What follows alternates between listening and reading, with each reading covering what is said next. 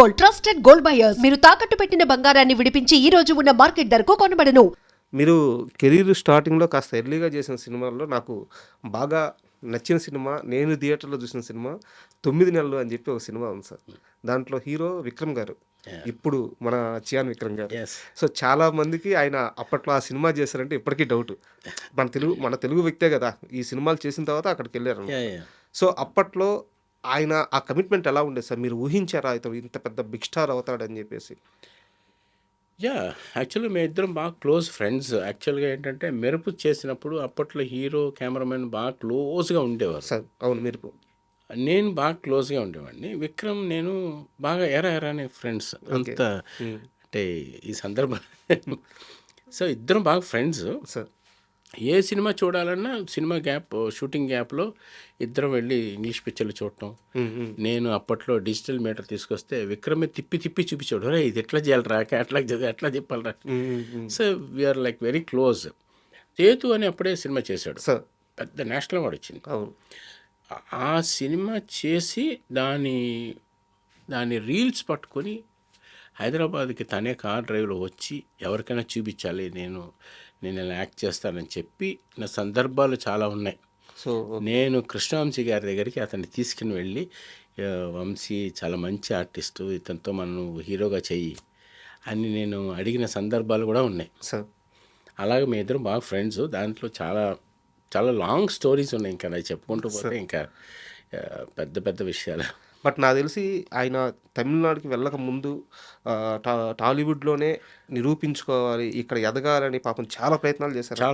చాలా చేశాడు. నా దగ్గరికి రెగ్యులర్గా వచ్చేవాడు. తను లాస్ట్ ఆ పిక్చర్ అపరిచితుడు చేసినప్పుడు షూటింగ్కి వచ్చినప్పుడు కూడా నాకు ఫోన్ చేసి పిలవటం, ఒరే నేను ఇంత హీరోని అయ్యానరా అని చెప్పడం. తర్వాత కృష్ణవంశీ దగ్గరికి నేను తీసుకెళ్ళడం. మళ్ళీ తీసుకెళ్ళాను. ఆ టైంలో తీసుకెళ్ళి తలుపు కొట్టి తలుపు తీస్తే ఇట్స్ వెరీ గుడ్ మూమెంట్స్ నాకు. సార్ ఏమన్నా సార్ మళ్ళీ కృష్ణవంశీ గారు ఏంట్రా ఇట్లా ఇద్దరు వచ్చారు, నా ఫ్రెండ్ వంశీ అని చెప్పాను. ఓరి నన్ను ఇది చేయకుండా అని చెప్పి మళ్ళీ అందరం కలిసి ఫ్రెండ్లీగా మాట్లాడి it's very very good moments I have. Sir Srinu Vaitla గారితో పరిచయం ఎలా ఏర్పడింది? శ్రీను వైట్ల తొలి సినిమా నీకోసం మీరే సినిమాటోగ్రాఫరు, అవార్డు కూడా సినిమాకి వచ్చింది, తనకి వచ్చింది, నాకు వచ్చింది. అవును. సో అది ఫస్ట్ అటెంప్ట్లోనే ఇద్దరు సక్సెస్ అయ్యారు, మంచి బాండింగ్ ఏర్పడింది. బట్ నేను విన్నది చెప్తున్నాను సార్, శ్రీను వైట్ల గారికి ఆ సినిమాకి ఇచ్చిన బడ్జెట్ చాలా చాలా చాలా తక్కువ. మీ సహకారం మరవలేంది. తక్కువ బడ్జెట్ కాదు, no budget cinema. No budget cinema అది చాలా పెద్ద విషయం. యాక్చువల్గా ఏంటంటే అప్పట్లో ఎవరు తక్కువ తీసుకోవాలి మనీ అనేది, పేమెంట్లు అంత ఎక్కువ ఉండేవి కావు. సో జనరల్గా పేమెంట్లు తక్కువ ఇచ్చే కెమెరామెన్ చూసుకోవాలి, తర్వాత వాళ్ళ కంఫర్టబుల్గా ఉండే కెమెరామెన్ చూడాలి అనే రేంజ్లో నన్ను ఎలా సెలెక్ట్ చేసుకున్నారు మొత్తానికి నాకు సరిగ్గా గుర్తులేదు. నన్ను సెలెక్ట్ చేసుకుని తను చాలా ఇప్పుడు ఎలా అతని సినిమాలు చూస్తే ఎలా ఉంటాయి, తను కూడా అట్లాగే బిహేవ్ చేస్తాడు. తను దాన్ని ఏమంటారు, హ్యూమర్, తను చేసే కామెడీలు ఎలాగో దూకుడు సినిమాలు ఎలాగ మహేష్ బాబు మన రియల్గా కూడా ఆ టైమింగే ఉంటుంది. తను మాట్లాడుతుంటే మనకు నవ్వు వస్తూ ఉంటుంది. నాకు కూడా అలాంటి టైమింగ్స్ బాగా ఇష్టం. సో అట్లా మా ఇద్దరికి కలిసింది. సినిమాకి కారు కూడా పంపించేవారు కాదండి, ప్రొడక్షన్ హౌస్ కారు కూడా లేదు. నా బైక్ వేసుకొని నేను వెళ్ళి శ్రీను వైట్ల ఇంటికి వెళ్ళి ఎక్కించుకొని అక్కడి నుంచి నేను షూటింగ్కి వెళ్ళేవాడిని. కారు లేదు, నేను నా బైక్ ఎక్కి, ఇంకొక పెద్ద విషయం, నేను ఎక్కి శ్రీను వైట్లను ఎక్కించుకుని రవితేజను కూడా ఎక్కించుకుని. సో అట్లా ఉండేదండి. I'm really proud to tell that. So అంత కష్టపడి సినిమాలు ప్యాషన్గా చేసాం. సినిమాలు డబ్బులు కూడా చేయలేదు, ప్యాషన్, ఏదో సాధించాలి, ఏదో చేయాలని. అది సినిమా ఎట్లకి చాలా ప్యాషన్, సినిమా డైరెక్ట్ చేయాలి, మన సినిమా ఎరగొట్టాలని. నాకు కూడా అదే ఉండేది, మన సినిమా బాగా చేయాలి.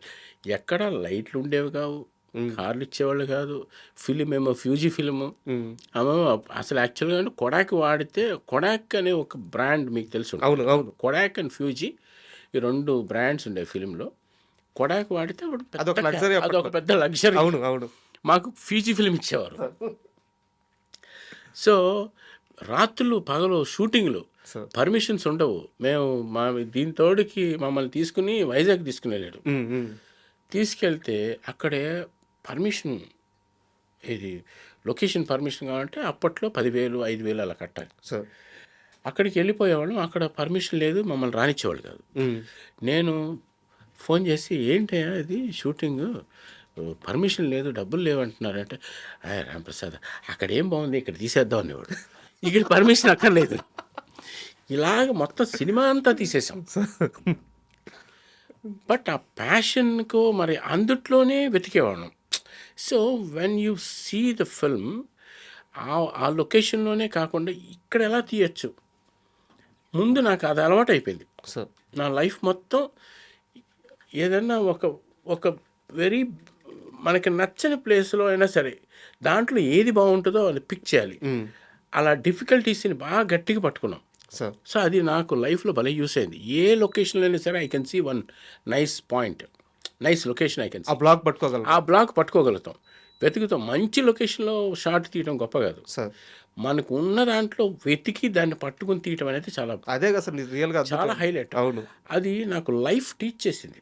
ఆ సినిమా స్లోగా, ఆ సినిమాని కాదండి, ప్రతి సినిమాలోనూ మనకి ఏదో ప్రాబ్లం ఉంటుంది. మనకి అన్ని లొకేషన్స్ నచ్చినవి దొరకవు. సార్ సో మనం నచ్చినట్టుగా మనం తీయగలగాలి, సార్ మనం దాన్ని వెతకాలి. అది సార్ సో ఆ వెతకడం అనేది నాకు లైఫ్ నేర్పించింది. ప్రతి సినిమా ఒక్కొక్క ఎక్స్పీరియన్స్. నీకోసం సినిమాకే ఏదో సెట్, పాత సెట్ ఉంటే సాంగ్ కూడా నీకోసం అది ఒక మంచి ఇన్సిడెంట్.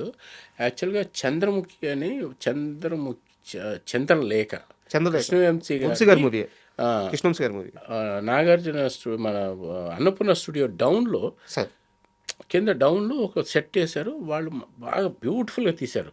అది రూయిన్ అయిపోయింది. ఇంక పాడైపోయింది. అన్నీ పడిపోయి, పిల్లర్స్ అన్ని పడిపోయి ఎలా ఉంటే అక్కడ మన సీను ఇట్లా సేమ్ ఈ స్టైల్ ఉంటుంది కదా, హ్యూమర్గా ఉంటుంది.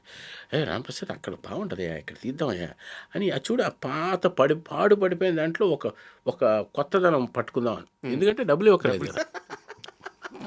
నేను నవ్వుకొని సరే అని చెప్పి అక్కడ షార్ట్స్ కంపోజ్ చేసి తీస్తే ఆ సినిమా, ఆ సాంగ్ చూసి నాకు మురారి సినిమా వచ్చింది. సార్ అది ఎంత పెద్ద మ్యాటర్ చూడండి, అది ఎంత పెద్ద విషయం. నాకు మధ్యాహ్నం 2ంటికి ఫోన్ వచ్చింది. కృష్ణవంశీ గారు ఫోన్ చేశారు. ఫోన్ చేసి ఆ సాంగ్ నువ్వేనా తీసిందని. ఒక్కసారి ఆ సాంగ్ నా దగ్గర ఆ క్యాన్ తీసుకెళ్ళి వేయటానికి, ప్రాజెక్ట్ అన్నపూర్ణ స్టూడియోలో వేయటానికి నా దగ్గర డబ్బులు లేవు. ఏం పాట సార్ అది? నీకోసం సాంగ్ ఉంది కదా, మహేశ్వరి. అవును అవును. ఆ సాంగు నన్ను చూపించమన్నాడు వంశీ గారు. నేను ఆ క్యాన్ పట్టుకొని అన్నపూర్ణ ప్రీవ్యూ థియేటర్కి వెళ్ళాను. అక్కడ ప్రీవ్యూ థియేటర్లో ఆయన చాలా పాత ఓల్డ్ మన ఆపరేటర్, ఆయన ఇప్పుడు కూడా ఉన్నాడు. ఆయన పేరేంటి గుర్తు రావట్లేదు. చాలా సీనియర్ టెక్నీషియన్. ఆయన దగ్గరికి వెళ్ళి, భయ్యా ఈ క్యాను వేస్తారా ఒకసారి అంటే, ఇంత డబ్బులు అవుతాయమ్మా అన్న. సార్ అది సర్లే, నన్ను చూసి నన్ను బాగా పరిచయం. సరేలే నేను వేస్తాలే, నీకు ఎందుకు, నేను చూసుకుంటాను అంటే. ఆయన ఇప్పటికీ ఉన్నాడు. ఆయన అప్పుడు ఫ్లోర్ ఇన్ఛార్జిగా కింద 7 acres పనిచేస్తున్నారు.